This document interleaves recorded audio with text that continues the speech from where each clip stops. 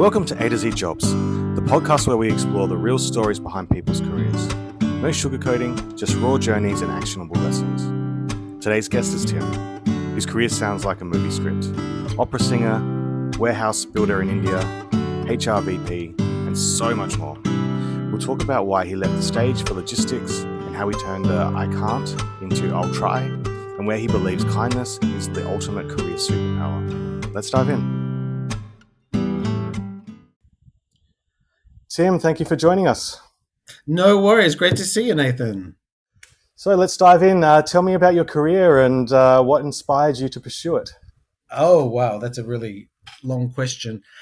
So I actually have had, I would say, two careers. My first career, I actually studied music and I did opera singing. So I did that for a few years and I did some shows and some touring, and then I needed to earn some money because theatre doesn't pay that well. And my parents, for the good or bad, installed values in me that I needed to earn money. So I started a casual job in a supermarket on a checkout, not thinking anything was going to happen. And somehow I ended up staying at that company for 17 years because I started off casually on a checkout. They then asked me to do numerous jobs within the store, and I moved into like a store management kind of a role. I kind of liked the money. I was like, oh, this is kind of good. I was able to do some singing as well during that time, so it was good because I kind of had a bit of both careers as I did that. I then, during that time, I also went overseas. So I worked for a year backpacking, as all Australians kind of tend to do. So I kind of got that experience. And when I came back, they moved me into a role. They had this job in training, and I thought, oh, that sounds all right. And I kind of like training because training it's theatrical as well, because you're standing in front of a group of people. You're almost trying to entertain them for the day as you train them and impart some knowledge. So that's how I kind of got into HR, which was, the bulk of my career was I started in training, and I was training systems and things like that. And then I got moved on to a bigger project for training. The company I was with was launching a new product. So that was great because I got to travel around Australia, and I kind of liked the traveling and the training. And I was learning a lot. And that's kind of where I started. And I did my master's actually in learning and development at the same time because I was really interested in I've always been interested in humans and how humans work and operate. I find it fascinating. And then I moved into, I'm trying to remember now, a national role. So I moved into a role where I was looking after all of training and development for a supermarket, the supermarket division of this company. Then a very interesting thing happened, and we had a new CHRO, and she said to me, I don't think the structure's right in the learning department. She said, if you were me, what would you do with this department?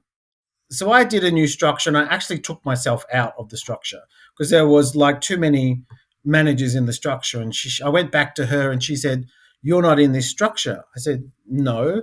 I said, but you'll find something for me. I'd been doing this job for about 5 years and was like, I need something different. So I said to her, you'll find something for me. And she said, okay. 3 days later, she calls me back into her office and says, I found something. I said, great. And she said, how would you like to go to India? And I kind of looked at her and I went, what are you talking about? We didn't have anything in India at that point in time. She goes, oh, well, we're setting something up.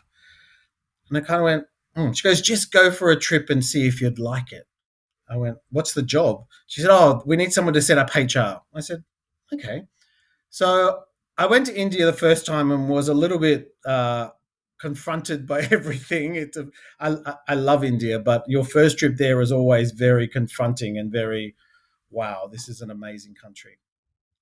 And I came back and she said to me, so what do you think? And in my mind, I was scared, but I also thought to myself, I should do this. And if I didn't do this and I saw somebody else take the job, I probably would have been, a bit regretful. So I said, okay, I'll do it. So I moved to India, spent 5 years in India, but the first two and a half-ish were in HR, setting up the HR function. And then one day we were looking for a new head of logistics and we couldn't find one. And I was very fortunate, and we had an awesome general manager. And she said to me, I think you should do it. And I looked at her and said, how can I do logistics? I'm just a HR person. And she said to me, Tim, you're really good at process and you're really good at teams. And she said, logistics is about process and having the right teams in place. Um, so I went, well, if you have confidence in me, then let's go. So I took over logistics and I built sheds and warehouses across India, and I had some great support and some great help, which is the key to that role for me.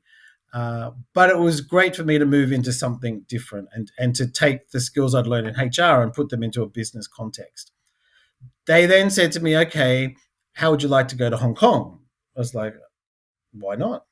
And so that's how I ended up in Hong Kong, and I did sourcing there. So I was part of the sourcing office, operations for sourcing in Hong Kong.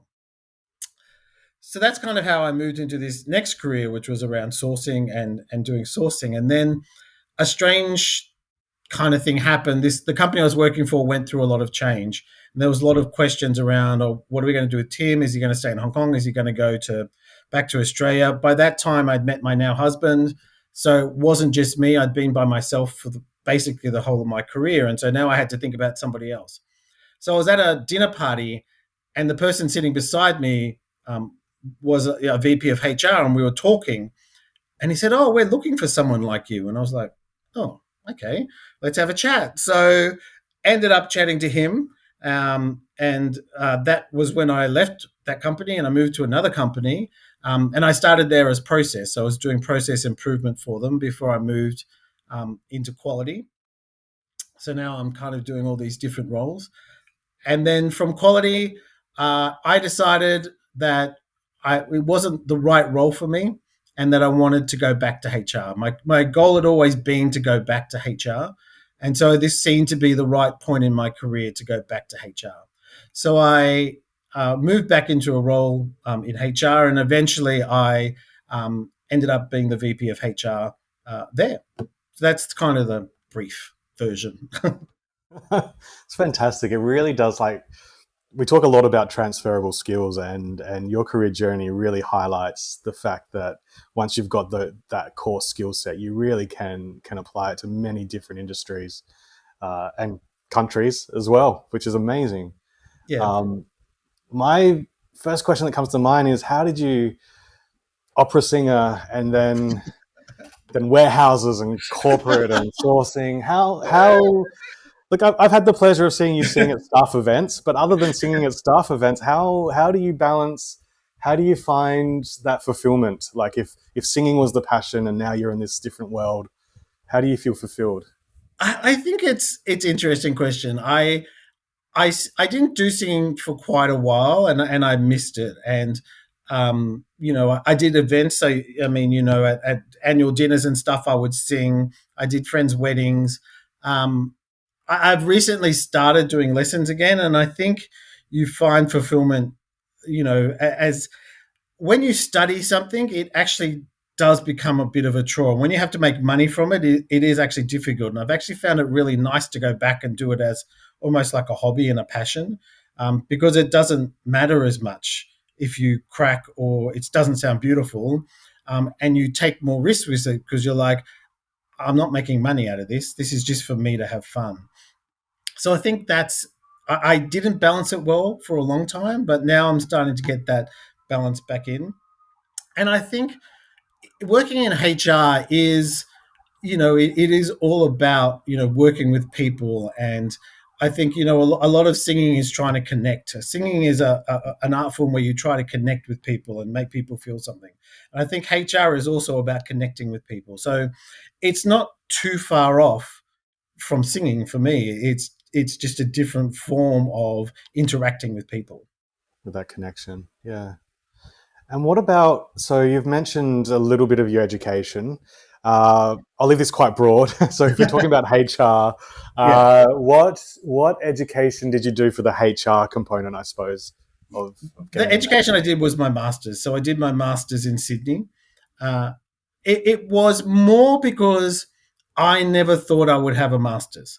So I never considered myself to be overly smart. I was always very street smart. So I was very practical and very I think things through very step by step and very practically. And I think for me, it was more a personal goal to have a master's that I wanted to do because I didn't think I could do it. It wasn't necessarily for the job, it helped. I also think the good thing, and this is, something that I really believe in, is it was easier to do my master's after working.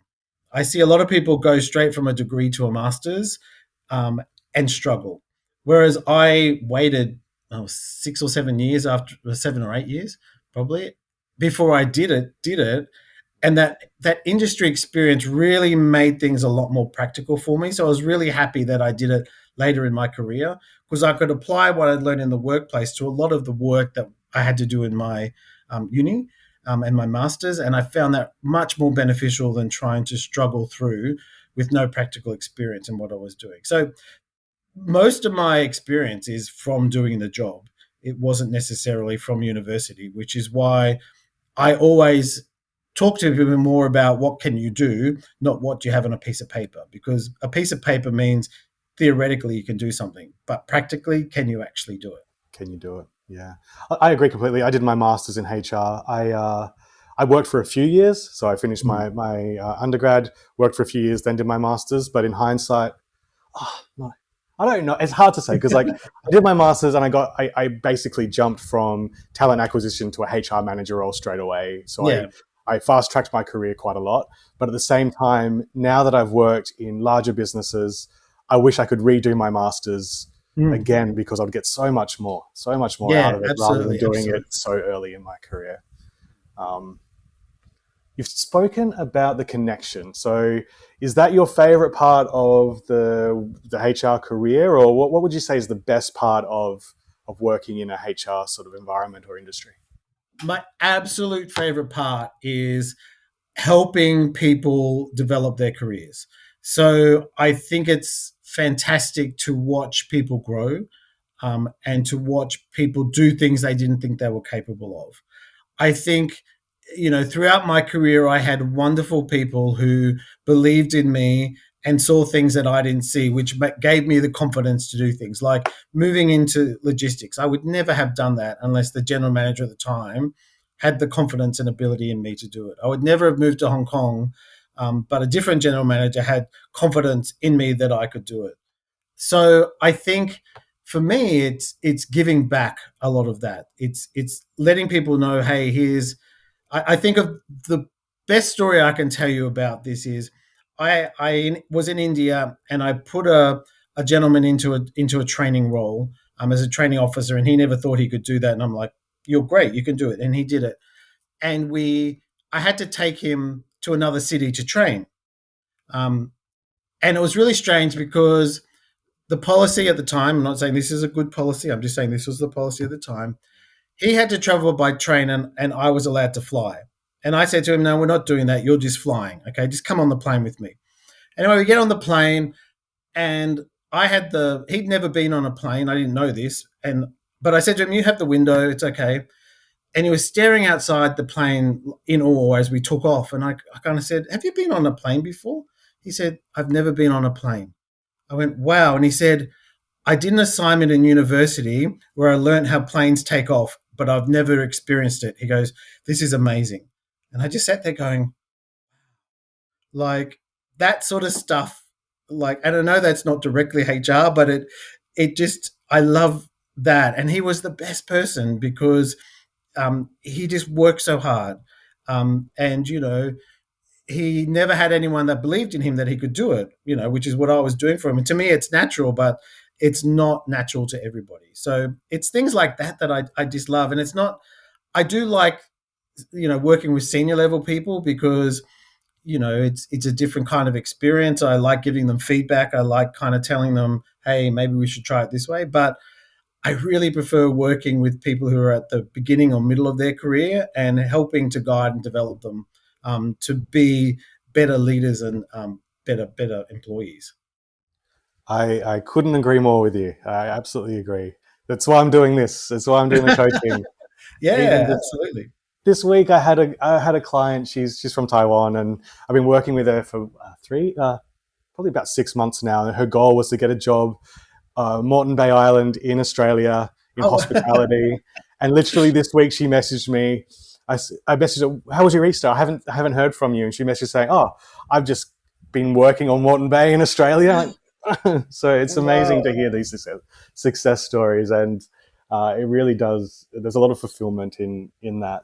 Um, you mentioned people believing in you, but was that like a formal or casual mentoring relationship, or that was just a manager-employee relationship? Did you have any mentors at all? Um, I never had formal mentors, but there's still two or three people in my life that I know I can go to. And back then there was about three or four people that I could have open and discussions with and talk to them with. Um, and I think that is really important that you have people that you respect and trust that can give you the right advice. Early on in my career, I foolishly took advice from somebody who I shouldn't have when I look back. But at the time, I was like, she was telling me, yes, this is a good salary. And I'm like, in my gut, I was like, doesn't sound like a good salary, but okay, you're telling me. And then I learned like a few months later, it wasn't a good salary, but she kind of made me think it was. And so that's when I kind of went, you need to develop these relationships where you trust somebody. And then later on in my career, just as the juxtaposition of that, I was doing another salary negotiation, and one of my mentors was like, "Tim, that's a really bad salary. You need to go in and ask for this, this, and this." And I was like, "Okay, that's how I do it. Like, you don't accept just what's being told." And so I think that's a really key is for you to decide who those key people are in your life. There's a lot of mentoring programs where you get signed a mentor, which can work well. It can work. Um, but sometimes it's better if you can identify somebody that you align with their values, you align with their leadership style, you align with who they are, and you think to yourself, that's somebody that I want to understand more from, and build that relationship with them. Yeah, yeah, definitely. So it's not grabbing the first mentor that appears. It's getting to know them, Correct. getting to know the trust building. We did a lot of And I trust in think I think building over trust. time your needs change. So my needs as a 20-year-old are very different to my needs today as a, let's say, 50-year-old. It's different what I'm looking for out of somebody to mentor, and I actually now find I learn a lot more from people younger than me. um, and which people go, how can you learn something from someone? But there's a lot to learn from everybody. And so I find that, there's people younger than me that I now go, wow, that person is a great mentor to me because I'm learning all of these different things that I didn't know or understand before. Absolutely. Even in more, I was just conversation came to mind. I think even more casually, like in terms of when you're attending network events or functions, a lot of people get quite nervous. But if you change the mindset of going in there to learn, because every time you speak to someone, it opens new thoughts and new ideas. So it's about going in and having that mindset of learning from everyone. It's just amazing. Correct. So that's the good stuff. What about the bad stuff? What's the most negative or the thing that you like, oh, I don't want to go to work. I can't do this part of HR. um, I don't. I'm a really positive person, so I never necessarily go in and say I can't do this part. I think the biggest the hardest days for me were always around when you were doing redundancies.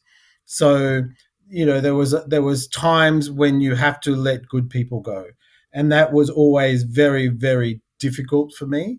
I'm very empathetic, so I was always very concerned about the person. And I remember many, many years ago, one of the first redundancies I did, I was so upset, and the person being let go was almost comforting me because she could see how upset I was, and she was like, "It's okay, don't worry, don't worry." And I'm like, "No, I'm sorry, I'm sorry." And it doesn't get any easier. I think you just learn how to manage the situation better for yourself and for the person. And I think they're always the hardest decisions that you have to make.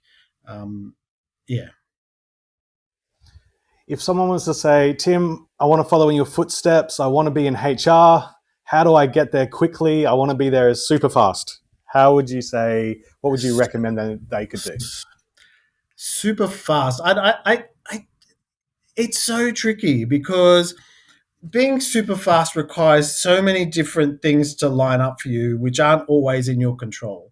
So, I mean, when I talk about people being promoted, I always talk about you have to have the skills and abilities to be able to do that job, number one. Number two, there has to be a position for you to go into to do that job. And number three, there has to be a budget available to be able to fund you to be in that job.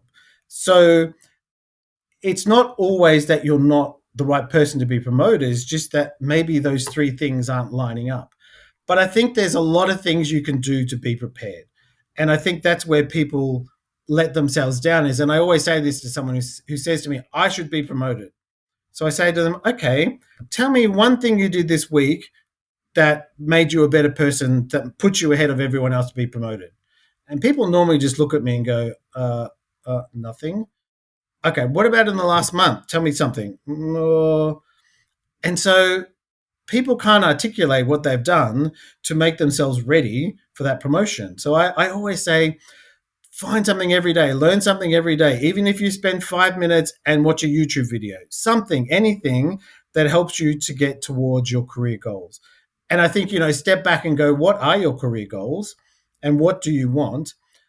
But also be flexible. The one thing that I did that I think helped my career was I did roles that nobody wanted to do, especially when I go back to my early days working in a supermarket. I worked in the systems office. I worked in the cash office. I stacked groceries on the shelves. And that kind of gave me this all-round experience that when they wanted somebody to move into like a management role, they were like, oh, Tim's done all these things. I was able to be a duty manager at night because I knew all these things. And they were like, okay, you can do that. And I think that's the important thing is, jump in and help other people where you can. If you're in HR and you're not doing recruitment, ask, hey, can I sit in on an interview and understand how interviewing works? Or if you don't know about compensation, go and sit with the person who does compensation and say, hey, can you just explain how compensation works a little bit, just so I've got a little bit of a better idea. So you can do all these things that aren't your job whilst you're doing a job that don't take up a lot of time, but actually give you skills to be able to jump in when somebody needs help. And, also, the recruiter's away, they're off sick and interviews have to happen. Hey, I've done interviews. If you want, I can jump in today and do those interviews for that person. So it's just, for me, always being ahead of the curve, making it clear to everybody what you can do, what you'd like to be able to do, and just getting in there and, getting your hands dirty, as we call it, and understanding all the different facets so that you are the one that is ready on the day that the promotion comes, or that when, if you want to change company, an opportunity, another company comes, you go, hey, here's all the things that I've done that I'm ready to move into this role. Yeah. And when you're writing your resume as well, it's good to track these things as you're going. So when it comes to selling yourself for the promotion, you've got a list of your achievements and not vague statements, but your actual metrics to what you've achieved and how you've done it. And I love as well that it mixes up your day. You're not just sitting at your desk doing the same thing. You're like, oh, I'll go do that for a while now. I like it. In HR, I never had the same day twice. I don't think I ever did the same thing because I'm like you. I don't like just sitting in an office. I made myself, even in HR, I would learn about other parts of the business so that I understood, how those parts of the business worked. So that if you're having conversations with, let's say, the legal department, you actually know how it works and you actually know this is what they do and this is how they operate. And it's really important to build trust and understand the personalities in HR. So one of the ways that you can do that is by understanding their business. And I think even as a HR, if you're trying to build your HR career, understanding people and understanding the people within your business and building relationships with those people, that's the number one thing that you kind of need to do so that then also gives you opportunities to understand and do more. Yeah, HR is one of those things where some companies just give it such a administrative role, like it's paperwork. Just get the paperwork done. Whereas it is a people role more Oh, so than a absolutely. paperwork role. Not everyone. A lot of people can do the paperwork, but not a lot of people can do the people side of it, which Yeah, is a lot more challenging. absolutely. Um, and just thinking out loud, because I've seen, yourself, like you encourage volunteering as well, not just yourself, but the team. I think that's another great way if you're working in a company where I don't have the opportunity to go sit and meet with legal, but there might be a program where you can get involved in volunteering and look at some different options that get you out and meeting Yeah. people through that avenue. Absolutely. I think volunteering is a great one because it's normally a diverse group of people going where you meet new people. I think any sort of social activities that your company does, that's another way of getting out and meeting people. I think just saying, hey, do you want to go and have a coffee or go for lunch? That's, another great way of, make yourself. I'm reading a book that's called Never Eat Alone, which is talks about, every meal you have sit with someone different and learn something from them. And so I think that's a great way to kind of gather people as HR to build the trust. And I think that's one of the great things that the HR team that we had, because Nathan and I worked together. Full disclosure, people trusted the team, so they trusted the team as a HR team, and that's so important in a company because a lot of companies they don't trust HR, so nobody wants to eat lunch with you. Like, because if I tell HR, then it'll we'll all be in trouble. And it was never perfect, but I think there's that trust that gets built with people, which is so important. Absolutely. All right. So you've mentioned a book. My next question is about resources. So not necessarily formal training, but is there one book or one podcast or one habit, something that really, I don't know, guided you, or something you keep going back to as a resource? Um, I read lots of books, so I find parts of books that I gravitate to and love. So I think about there's a book called Eat That Frog. I can sometimes procrastinate. Eat That Frog is basically saying if the worst thing you have to do in a day is eat a frog, eat the frog first. So that always sticks in my mind. I love biographies and autobiographies. I think reading about other people's lives is fascinating, and you get to see their journey and you get to understand where they made mistakes, what those mistakes did for them. You get to understand where they did well and what those things did for them. So I just encourage people to read a wide variety of things. If you don't like reading, you can get abstracts of books these days online. So, just Google for an abstract of a book that you think is important. Um, I really love There's a gentleman called Patrick Leoncioni, I think his name is. He writes a lot of books that are based in a fable kind of way, but they're about leadership. And they're about all different sorts of topics like team building, meetings, all different things. But it's a nice, easy style to read. And I think you've got to find the style that works for you. So if there's podcasts that you like, just listen to podcasts. I started doing that because we changed office and I had to try. I used to work 5 minutes to work. I had to take 45 minutes to work. So I started listening to things and it was just fascinating. And I didn't always listen to HR things. I listened to, things about there was a dam in Brazil that burst and they were blaming the company for it and the company wasn't taking responsibility. And you can learn lots from things like that as well. So I think it's just you being open to reading and understanding, sometimes saying, you know what, I don't like that, I don't believe that, but that's their point of view, and then forming your own thoughts around things from there. Yeah, I agree. I like most people, it's hard to find the time to read. So I'm a massive fan of audiobooks. Yeah, absolutely. So I might make a podcast, but to be honest, I don't listen to a lot of podcasts, but I do Yeah, listen to a lot of audiobooks. So yeah. even through like Spotify have such a big Mm. database of audiobooks. So once we get off this chat, I'm going to be looking up all those books and see if they're on Spotify so I can start making my way through them too. Yeah. Fantastic. All right, just to wrap up, finally, do you have a favorite quote or a mantra or something that that you repeat to yourself, or something that just reminds you, that grounds you? There's a couple of things that come to mind for this one. So the first one is, in a world where you can be anything, be kind. I just think there is no reason for anyone to actually be nasty to anyone. Somebody also once said to me, no one comes to work to do a bad job. Like, yes, people do a bad job, but they didn't set out in their day to do that. Something's happening. And I think that, if we can all just be a little bit kinder, it makes the world a better place. And I don't think there's ways that you can still get your point across, if there's something you have to say in a positive manner without being nasty. So that's kind of my first thing. I think the other thing for me is always putting myself in somebody else's shoes. I think empathy and really trying to understand what that person is going through is really important, because you don't know what's happened to them before, something happened or something happened after. And I go both ways. If you see somebody who's really positive and friendly and you think, wow, or they're a great leader, put yourself in their shoes and go, hey, what did they do that I really like that maybe I could take on? Then the other part to that is, HR, we do a lot of performance management.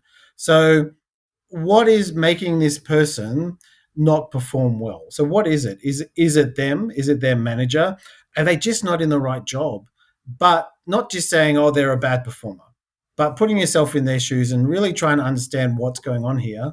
That's the other thing that's really important, I think. So they're kind of the things, be kind, put yourself in other people's shoes is kind of what I try to do. Fantastic. Perfect way to wrap up. Thank you very much for your time, Tim. No it's been great having worries. a chat. And I will catch you when you eventually get back to Hong Kong. No worries. Thank you, Nathan. You take care. See you later. Bye.